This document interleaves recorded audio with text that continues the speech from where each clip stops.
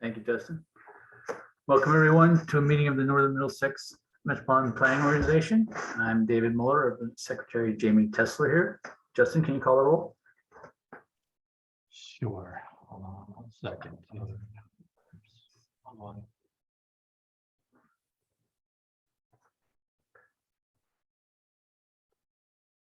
Okay, Massachusetts Secretary of Transportation and MassDOT CEO Jamie Tesler. This is David Muller for Jamie Tesler. Hey, David.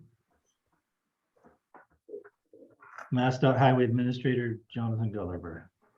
Hi, this is Brian Fallon representing Highway Administrator Jonathan Gulliver. Brian. NIMCOG Chair Andrew Delarier. Let's see him. NIMCOG MPO Representative Pat Wojcik. Here. You bet. LRTA Board Chair Tom Bommel. He's not here. LRTA MPO Representative Karen Paleo. Here. Hi, Karen. And Lowell City Council Representative to NIMCOG and the MPO Dan Rourke. I don't see. Okay, thank you. That's the roll. Thank you, Justin. What's first on our agenda? Let's see here. Got so many things open here. MPO, approval of MPO minutes. Can I get a motion and a second to approve the minutes of October 26th? Please state your name for the record. So moved, Pat Wojcik. Is there a second? Second, Karen Puleo. Thank you. Motion has been made and seconded. Any comments, changes, questions, or suggestions? Seeing and hearing none. Jonathan, please, Justin, please call the roll. David Muller, Yes. Brian Fallon, Yes, Pat Wojcik, Yes. Karen Paleo. Yes.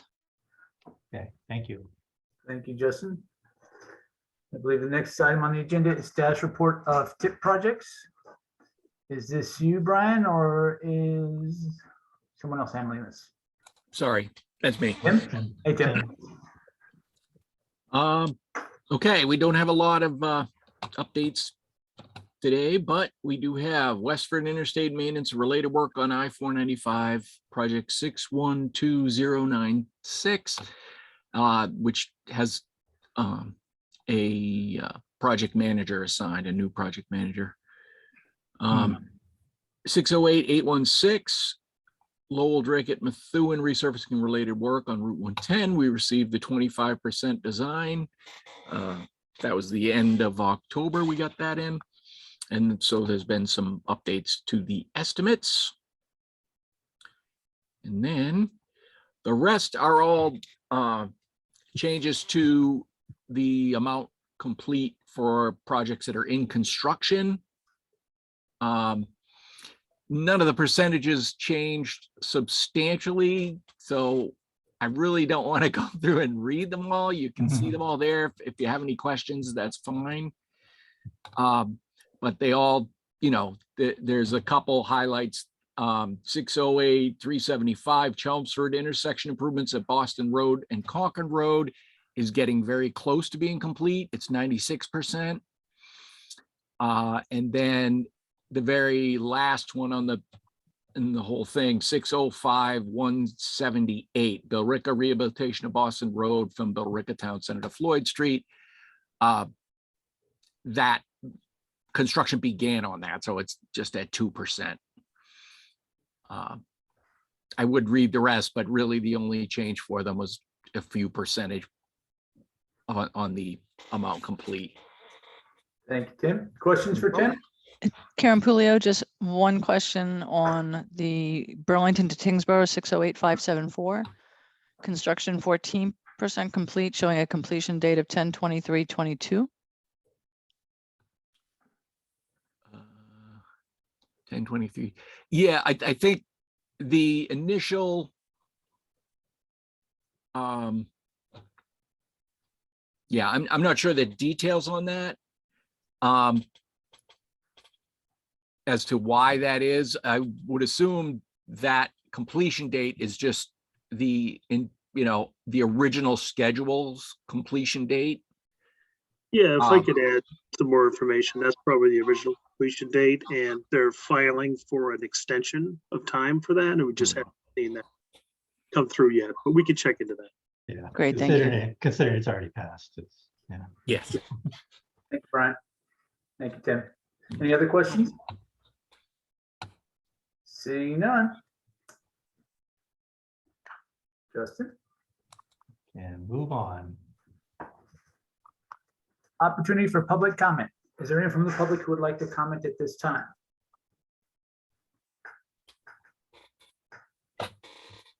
Seeing and hearing none, if you want to comment during the meeting, please raise your hand and we will call on you. What's next? Next is Envision 2050 updates with Jessica Blanchard. Okay, whenever you're ready, Jessica. Thank you. Can you see my screen okay, Ron? Yes. Hi, everyone. My name is Jessica Belanger. I'm a transportation planner with the Northern Middlesex Council of Government. And today I'll be giving an update on our Envision 2050 engagement plan for the regional transportation. So I'll start off with the agenda. Today we'll provide a quick overview of the RTP. I'll provide a summary of our November 2 kickoff event. I'll discuss our engagement efforts and provide a short update on where we are with some of our projects. And I'll discuss our phased approach and timeline for the RTP engagement. We'll finish up with a brief discussion of next steps and then finish up with questions. Envision 2050 is our comprehensive vision for the future of transportation in the NEMCOG region. By projecting and planning for anticipated growth over a period of 30 years, this plan will establish a foundation for cost-effective, energy-efficient, and equitable transportation options for all users. As I mentioned before, Envision 2050 is a needs assessment for the transportation infrastructure within our region, and we're projecting that towards 2050. This effort takes place as the city of Lowell is undergoing their comprehensive master plan update that's called Lowell Forward 2040. MassDOT is working on also a long-range regional transportation plan called Beam on Mobility. And then the city of Boston is also working on Destination 2050, which is their long-range regional transportation plan. So this is a good time for us to be working on an update to ours because there's a lot of parallel efforts happening across the state. And some of the key topic areas that we plan to touch upon with this plan are economic vitality, safety, infrastructure, environmental and climate resiliency, accessibility and mobility options, connectivity, and equity with an emphasis on communities that have been historically marginalized. On November 2nd at 6 p.m., we held our Envision 2050 kickoff, and this was really the first large event for our long-range regional transportation plan, where we met with municipal staff, NEMCOG residents, and some other local partners were present on that day of. We also had some representation from Senator Markey's office, Rep. Brady Mont's office, and also Rep. Trahan's office. And these are some of the quick takeaways that we had from that event. So some of the topics that were mentioned by members of our audience were infrastructure barriers throughout the region, transit accessibility and frequency, regional connectivity, a desire for more multimodal transportation options, and the nexus between transportation and employment. There was a strong desire for more transit-oriented development through zoning, and then also a strong emphasis on safety. As part of our engagement strategy, we've been meeting with municipalities throughout the NEMCOG region. And as you can see by the chart here displayed, we've met with a number of municipalities already. We have a meeting scheduled with Westford, and then we're in the process of scheduling meetings with Billerica and also Dunstable. I'd also like to share just some quick takeaways from our meetings with the municipal partners so far. Upon meeting with the communities, we reviewed upcoming priorities and discussed major projects. We've reviewed the projects that were previously listed on the RTB universe of projects, and we discussed whether we should elevate the projects on the local and regional level based on the priorities in the municipalities to date. Some major themes that we heard from the municipalities were sidewalk connectivity or a lack of sidewalks. There seems to be a keen interest on walking and making communities in our region more walkable for all populations. There was a strong emphasis on safer speeds and infrastructure to support slower speeds, particularly on regionally significant roads. It seems that there's been an increase in through traffic, which is impacting the speeds and traffic counts on some of our collector roads and major and minor roads that connect people to the arterial streets. There was a strong emphasis on funding. A lot of municipalities had questions about what are the available funding sources and what's the most appropriate funding source for the amount of money they need or the type of project. There was also an interest in funding for corridor studies, design work, and infrastructure. Lastly, a theme that we heard was access. Municipalities are looking for greater access to jobs, trails, and especially transit for their residents. Another engagement strategy that we're working on is meeting with partners. So as part of our engagement strategy, we're meeting with local partners to learn about their industry-specific transportation challenges. These meetings are scheduled and we plan to build upon the conversations that we've had with the municipality. So sort of hear how some of the transportation concerns are being handled by the industry partners in relation to the municipality perspective. Through our meetings, we plan to help develop our regional plan by informed decision-making. By speaking directly with the stakeholders, we'll be learning a little bit more directly about what's happening on the ground, and this will further develop our regional transportation plan. Next, I'd like to talk a little about the meeting in a box. A meeting in a box is an innovative engagement technique, and it's used to gather feedback on a planning process from stakeholders. This is the first time that NEMCOG has tried to facilitate meetings with a meeting in a box. So we now have a meeting in a box materials developed, and we have a few interested parties that are actually facilitating meetings on behalf of our regional transportation plan. So we're really excited to have those in the hands of some of our local partners, some residents, and by providing them directly with the tools for a meeting in a box, we're going to be gathering firsthand experience and feedback from our stakeholders. So those materials are available upon request. And if you have any questions, I'm happy to discuss that further with anyone.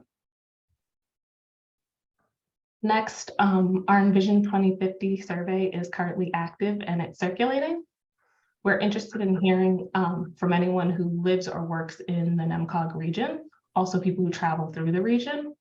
So far, we've distributed the survey through social media contacts, local newspapers, etc., directly through our cities and towns.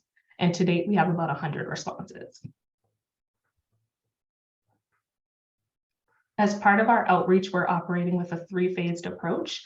Currently, we are in phase 1, so that's our existing conditions and analysis phase. During this stage, we are evaluating the existing conditions by looking at population changes, looking at existing reports, collecting survey responses, holding municipal and partner meetings, and engaging with our stakeholders. We're also collaborating with municipalities to determine the appropriate prioritization of their new and existing projects. In phase 2, we'll work towards developing solutions and strategies to address the projects that were identified in phase 1. Also in phase 2, we'll be providing a draft of recommendations and reasonable alternatives based on the prioritizations that the municipalities have provided us with. In phase 3, we'll develop a transportation plan based on the recommended solutions. And this is going to establish a long-term approach to implement the final plan. We'll work to identify project recommendations and potential funding sources and monitor the performance on those recommendations. So here's the graphic of our timeline. And you can see we're currently in phase 1. So we're in November, but just barely into December. And we'll still continue to have our meetings with some of our partners and also with the municipalities. In the month of January, we have a few focus groups scheduled. And then through the months of February and March, we will be hosting a second regional event and then also work on developing a draft of our plan. In June of next year, we will release the draft plan and present that before the MPO for review, and there'll be a public comment period of 21 days. And then in July, once the comments are addressed, we'll for endorsement. Lastly, I'd like to start off or finish up with our upcoming events and our next steps. We have 2 mode-based focus groups that'll be taking place in the month of January. Both of those events are listed up on our website for folks to start registering. We're interested in speaking to bike and pedestrian folks and then also transit riders. And those will be two separate meetings where we're going to be asking feedback directly from users of those services. And as I mentioned before, we do have another large regional event that will be taking place on February 7th. And we've provided a save the date for that event. And this last live slide is ways for you to get in touch with us. And if you have any questions about the presentation, I'm happy to answer those now. Thank you, Jessica. Questions for Jessica?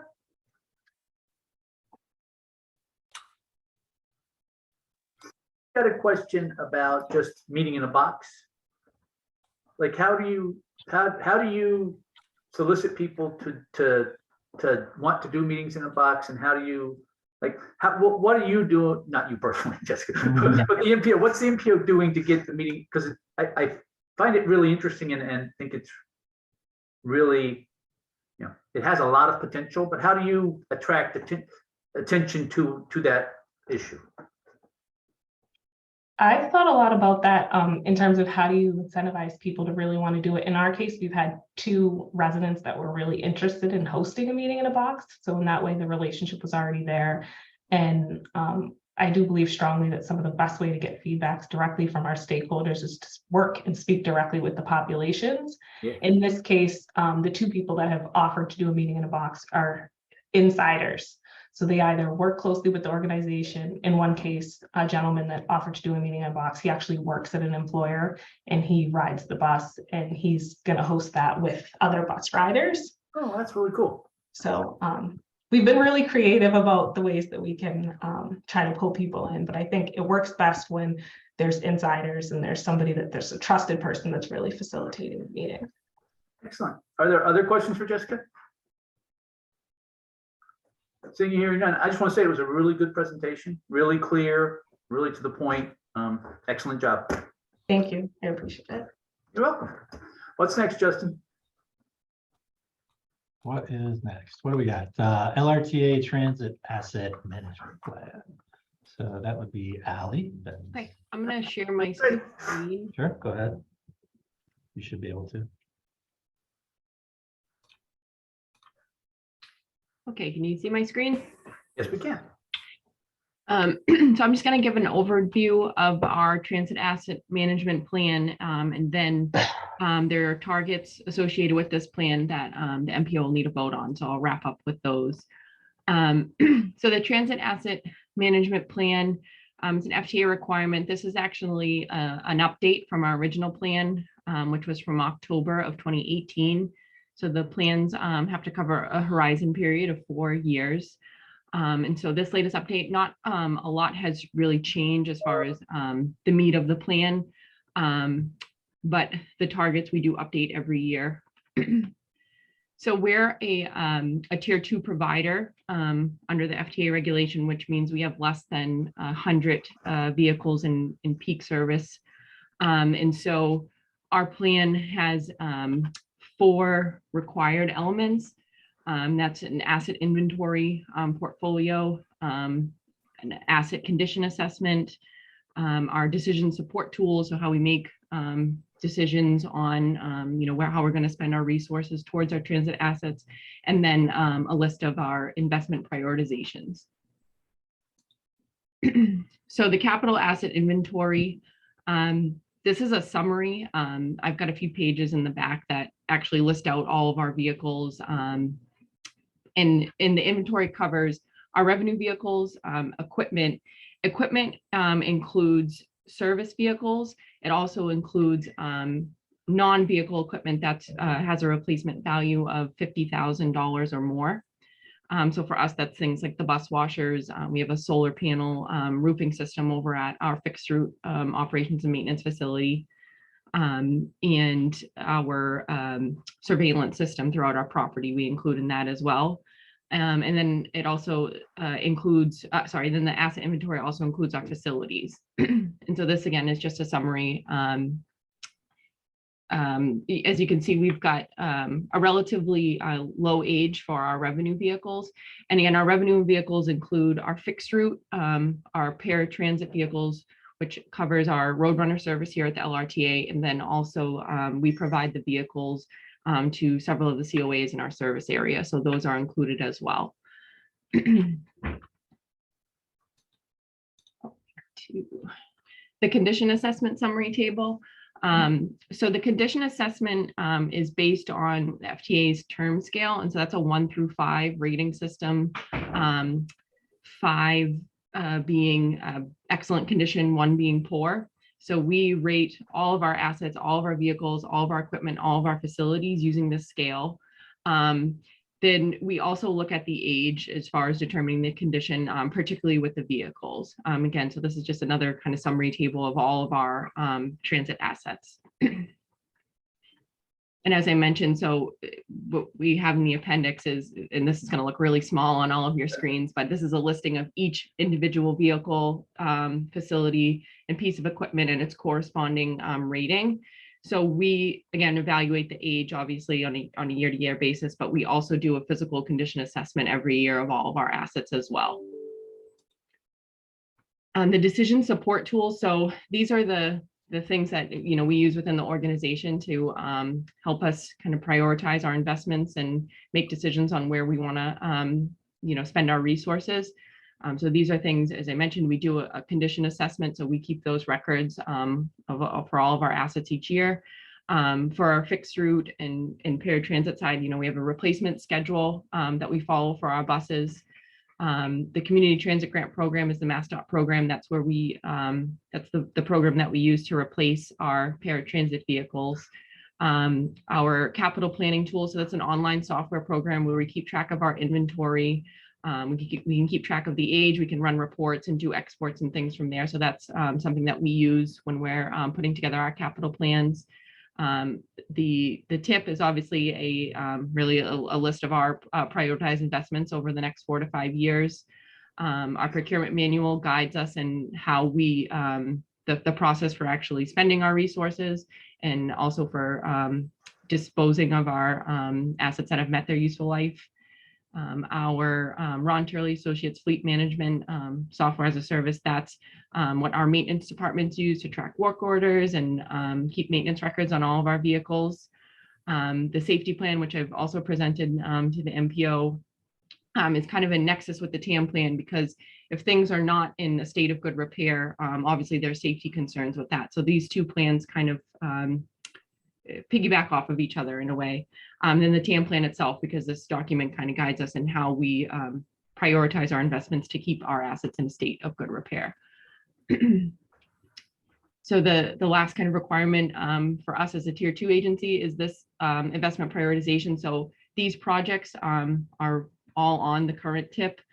So I have these covering fiscal years 23 through 25. And again, we prioritize our revenue vehicle replacements. We give those, the highest priority. We don't really have anything that's a low priority on this list, but we're required to categorize them also by, whether they're the revenue vehicle type assets, our facilities, and our equipment assets. And so, again, this is a kind of a living, breathing part of the document, because as things change, funding sources change, things come up, this list kind of is fluid as we go through each year. And again, we update our capital plan and the tip as part of our yearly planning process anyway. But I want to go back to the target. So for our revenue vehicles, and again, we're required to report annually to FTA through the National Transit Database report, how we have to set our targets in that report, and then report how we performed against those targets. So for revenue vehicles, the target is actually based on the age. So we use what's called the useful life benchmark. FTA has a kind of default set of guidelines for each vehicle type. And now let me go to my next couple slides, because so this page here kind of shows the FTA default and then what we use. And so for some of the vehicles, a lot of them actually, we use a lower standard. And that's just due to, more so the minimum. You can look at the default useful life benchmark as like a maximum useful life. And what we're using in most cases is the minimum useful guidelines from FTA. Again, we go through the winters here. We've got salt. We've got, particularly on the revenue vehicles, we found that that's more in line with our actual replacement needs and the mileage that we put on the vehicles. So that's where if a vehicle is past its useful life benchmark, then that's considered not in a state of good repair, and that rolls up into the actual target. It's the same for equipment. As far as the targets, we're only required to set targets for vehicle equipment. So as I mentioned before, we do an assessment on like our bus washers and things like that. But we don't actually have to set a target or report on those. So you'll see here it's just for our non-revenue service vehicles. And then facilities, the target is based on that term scale, that 1 through 5 reading. And again, every year we go through our facilities and do an assessment of each component, whether it's the HVAC units, the staircases and elevators, the site outside, the fire suppression system, things like that. We go through the whole facilities and come up with a rating on that 1 through 5 scale. So based on that, this table here, and I'll try to make it a little bigger, is our targets for 2023. So for buses, now this includes our 30 and 35 foot fixed route buses. We have a target of 0. That's just based on our current replacement schedule. So we've got our 2 oldest buses are going to be off the road next month, and will be replaced with new buses, and that will actually put us with our whole fleet under their useful life benchmark. So our target for 23 is 0. For cutaways, it's 50%. This number is larger because it includes the paratransit vehicles. Now, on the Roadrunner and the COA vehicles, and especially since COVID, the mileage is a lot lower. So we have to set the target based on the years. So even though they are at or over their useful life benchmark, they're really still in good condition in all of these cases. So that number looks a little misleading. But again, this is just the way we're required to set the target and to report against it. And then the minivan, we only have one, and it's in our fleet, and it's out at a COA. And so again, it's 100%, but it's just one vehicle that again is past its useful life and age. But again, the mileage is a lot lower than you would project for a vehicle that age. So the condition itself is actually is not in a poor condition. For the non-revenue vehicles, the automobiles include the administrative vehicles we have at the LRTA, and then the trucks are service trucks. And again, these numbers are higher. We don't prioritize replacing them. And these vehicles, it's kind of the same as the paratransit vehicles, where they're just really on our property. We're not putting a lot of mileage on them. They're not, most of the trucks are the plowing and salting in the winter, and that's the most work that they're, the most that they're doing. So again, these numbers look a little misleading, but it's just the way we're required to report them. And then the facilities, which again is based on the actual physical condition reading. Thanks to, we do a lot of, we build into our capital plan facility maintenance every year. We've taken advantage, there's been some extra money at the state level at the end of the fiscal year, the last few years, that we've been able to do a lot of facility improvements around all of our facilities. And so our targets for 23 for facilities that are not in a state of good repair is 0 for both the required categories. I know that was a lot of information. I'm happy to answer any questions. Any questions for Ally? For my purposes, Ally, you actually just answered all my questions. It's right there, right? So does anybody have any questions? Great, Dave. Seeing none, is this an action item? Do we have to approve these targets? Will we be approving these targets later in the year? Or do we not have to do anything other than listen to this really well done presentation? So we have 90 days from the point that the LRTA board approves this plan, which they did at their last meeting. Is that correct? So actually, Justin, Dave is as the accountable executive is the only one that approves it. The board doesn't actually approve the plan. Okay. So I thought it was 180 days, Justin, but I know we're ahead of schedule as it is. but this plan became effective October 1st. Okay, okay. So we can consider it today. We consider a vote to endorse these targets as an MPO, or we can Yeah, well, stretch it to our next meeting. right, for my purposes, unless anybody has any objections, I think we should just vote this out today, And this is something we do every year. right? It was a Yeah. fine presentation. It answered all our questions. Putting it on a future agenda would just be, putting on a future agenda because I guess we decided to delay it. I don't see any purpose in delaying it. If anybody does, we certainly will. But if not, can I get a motion in a second to approve as presented today? Please state your name. Karen Pulio, motion to approve as presented. Thank you. Is there a second? Second, second, Pat Wojcik. Thank you. Motion having been made and seconded. Justin, please call the roll. Okay, David Muller, Yes. Brian Fallon, Yes. Pat Wojcik, Yes. Karen Puleo. Yes. Thank you, Ally.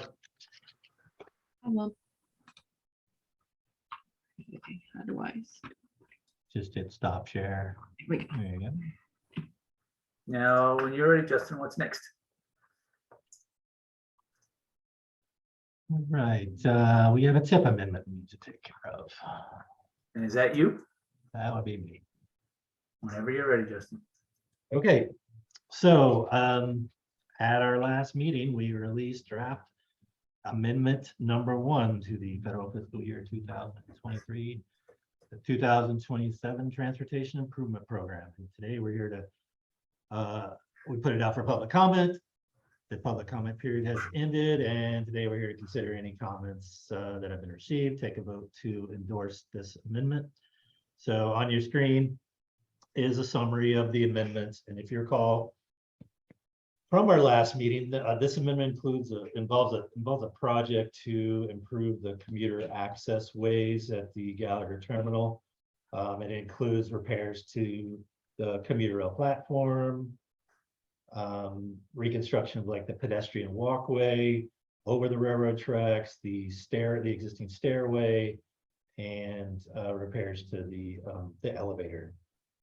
Basically, any way to connect between the parking area and the terminal and the commuter rail platform. So the total construction cost estimates right now, they're about $5.5 million, and project is nearing 65% design level. So in order to acquire the funding needed to construct the project, the LRTA in the spring had applied for a 5339 grant for $2.4 million. And at the time that application was in, we decided to program it on the tip in anticipation of getting the grant. Well, since then, the LRTA learned that they didn't receive the grant. So we need to amend the $2.4 million out of the tip to reflect the current funding situation for the project. And if you recall, when we developed the tip in the spring, the MPO voted to flex out just under $4 million from Federal Highway to FTA to help fund this project. That remains, that and along with the $600,000 in RTA capital state funds remains programmed. The only issue is we're removing this grant that the LRTA did not receive. So the public comment period ended on November 18th, and we did not receive any comments. So today I'd just like to ask the MPO to consider voting for an endorsement of this draft amendment as we have presented it at the last meeting and today. So with that, I can take any questions on that, or we can consider a vote. Thank you, Justin. Any questions from the members? Seeing and hearing none, can I get a motion in a second to approve this amendment as presented today? And please state your name for the record. Karen Pulio, motion to approve as presented. Pat Wojcik, second. Motion having been made and seconded. Justin, please call the roll. Okay, thank you. David Muller, Yes. Brian Fallon, Yes. Pat Wojcik, Yes. and Karen Puleo. Yes. Okay, Thank thank you. you. Justin, what's next? Okay. So next is MPO Title VI Plan Reporting Update. I believe that is Chris Tardy. Yeah, I'll take that one. I just want to do a very quick update on where we are. As I discussed in the past, Title VI is a part of the 1964 Civil Rights Act that prohibits discrimination based on race, color, or national origin. The Northern Middlesex MPO Title VI report will identify transportation projects and transit services within the region as they relate to the demographics of each neighborhood and communities that they serve. We're currently working on the update to the Title VI report. So far, we had a really good meeting with Mass DOT. Greg Swazinski from the Civil Rights Division, and we're on track. He gave some input of the requirements, what we should probably be focusing on. To date, we've got the certifications and assurances have been reviewed and approved. We're preparing the Title VI notice, complaint procedure, complaint form, and complaint log, and reviewing translations that were produced by the Mass DOT. They've done quite a bit of translation work. A few of the languages within our region they haven't got to yet. We're trying to figure out whether it's something we do ourselves. We'll wait until the state goes ahead and makes those translations. Demographic data and maps are being updated by NIMCOG staff, and we'll have that ready to go. Over the next month, we're going to look at TIP project locations and the review and mapped in relation to minority populations within the region. And the transportation system investments will be reviewed to identify and address any unequal impacts caused or a result of TIP projects. We'll be wrapping up the document and have it ready for the next MPO meeting for review and putting out for public comment. Thank you, Chris. Any questions for Chris? Seeing none, thank you, Chris. Thank you. Justin? Going to attempt a PowerPoint here.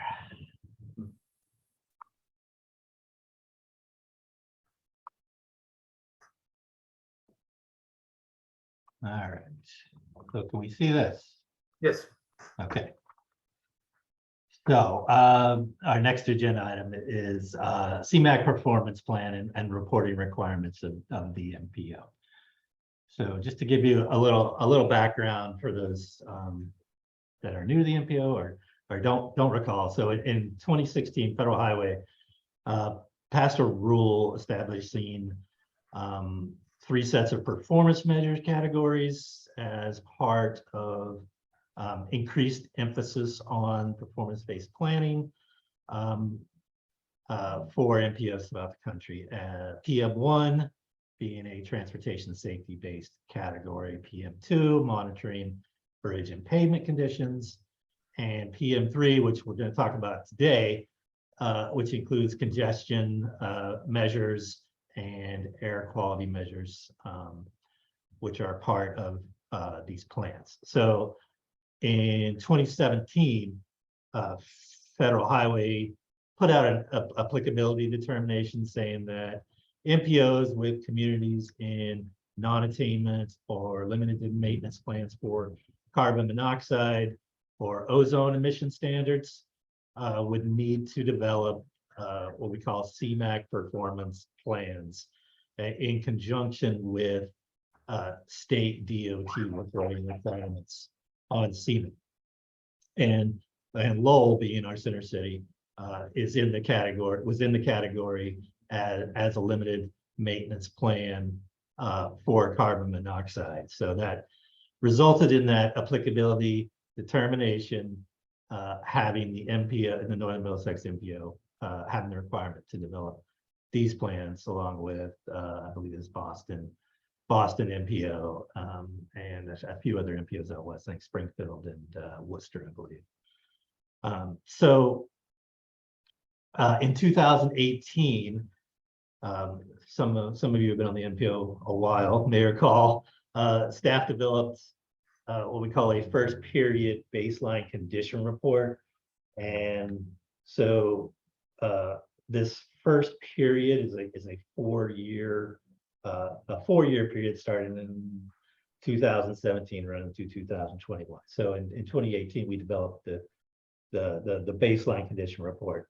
2 years later we followed that up with a mid-period report, and now that 2 years have passed again, the MPO needs to present a final report outlining whether the targets that were set originally for emissions and for congestion have been met over the past 4 years.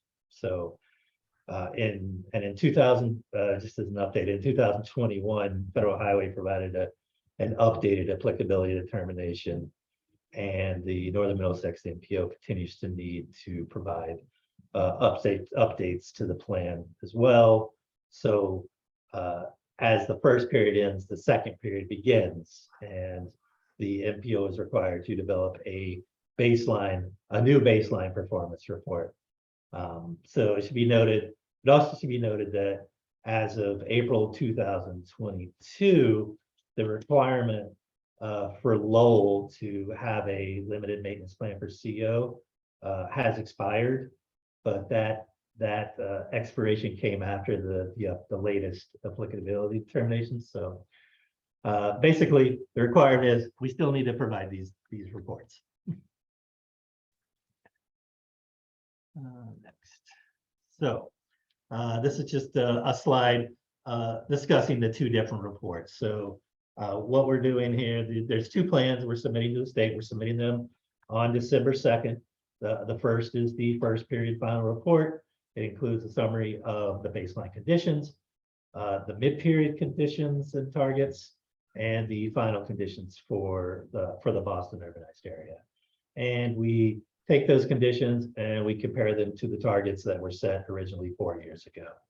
And in addition to that, addressing the emissions, we provide a description of regional projects programmed using CMAQ funding in the TIP.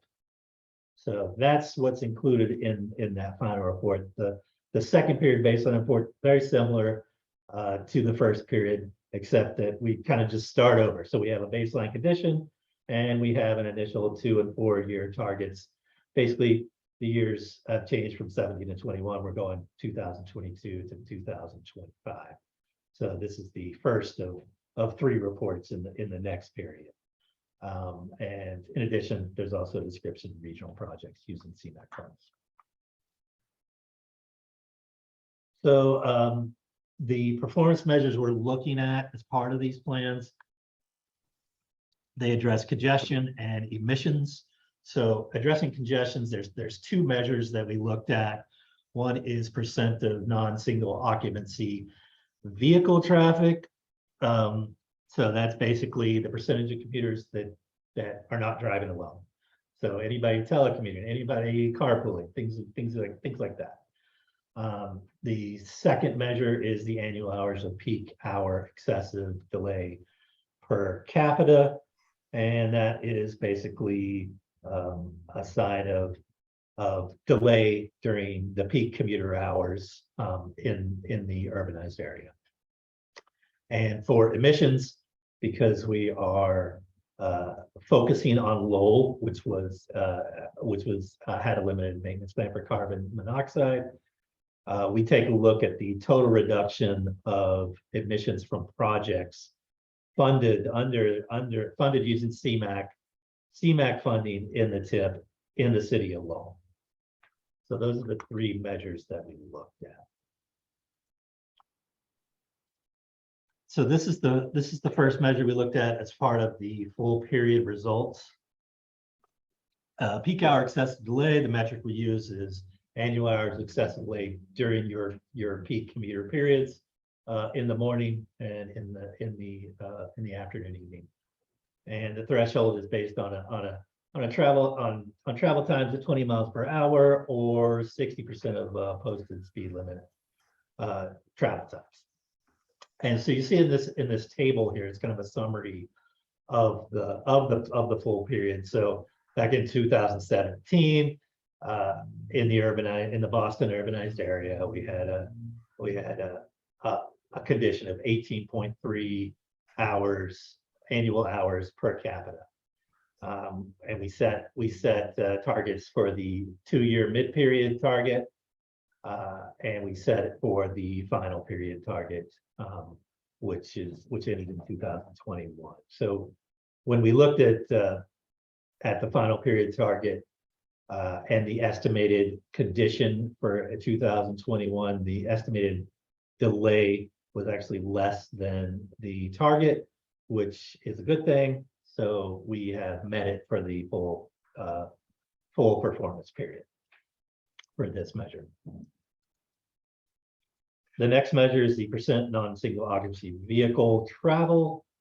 And this is based on percentage of people commuting to work using a mode other than single occupancy vehicles. These are things like carpool, van, public transit, walking, biking, telecommuting, things of that nature. And it's based on ACS data, the commuting data that we received. So back in the baseline condition, we had a 33.6% non-SOV vehicle travel. The full period target it was actually adjusted 2 years ago, just based on additional data that we had at the state level. And that was at 35.8%. The estimated conditions through 2020 show a higher percentage of non-single occupancy vehicle travel than the target, which means we meet that target as well. The third performance measure is the on-road mobile source emissions for the city of Lowell, and it's calculated by summing the 2 and 4 year totals of emissions reductions for projects in kilograms per day, and you see the different locations that are required to be used as part of this amendment, as part of this measure. Lowell being the one in our region, the others being in other locations.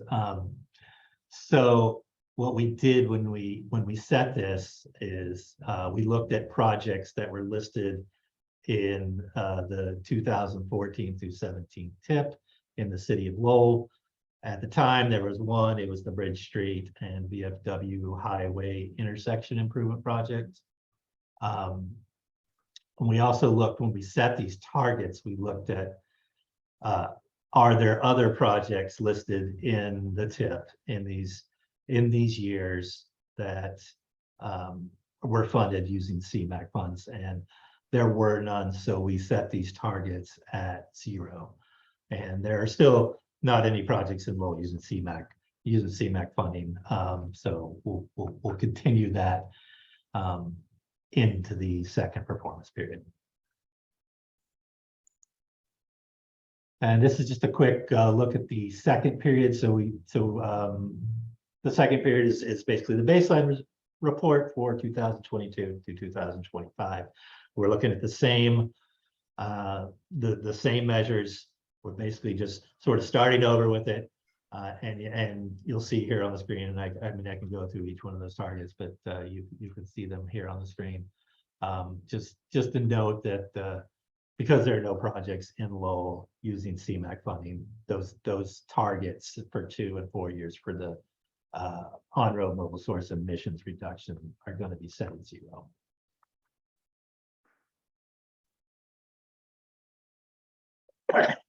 So our next steps here are, at the end of this week, we'll be submitting the full period final first period report, as well as the baseline second period report to Mass DOT for inclusion in their submittal, which I believe, correct me if I'm wrong, is December 16th. I believe it's due to our federal partners. When we do that, we will provide these reports on our website for your review as well. And like I said earlier, we're going to continue to monitor those federal requirements to see We need to follow up with a mid-period second period performance report in 2 years. It looks like we're not going to have to do this going forward just because the City of Lowell limited maintenance plan is expired. But we will stay tuned on that. But hopefully this is the end of doing these. So with that, that's what we're doing, and I can take any questions that anyone has. Thank you, Justin. Any questions for Justin? Yeah, I just have a question, Justin, Pat will Sure, just, sure. on the non-single occupancy vehicle, how do you identify those that are telecommuting? Is that a survey or just a guess or what? It is provided in ACS data, the American Community Survey. It's basically census data. So they through this, it's kind of an update every year, and where they provide different kinds of commuting data and how people commute. So basically, we take that data and use that. Okay, so basically it's somebody else that's kind of giving you the, It's census data. okay, oh, okay. All right, thanks. Any other questions? Thank you, Justin. Thank you.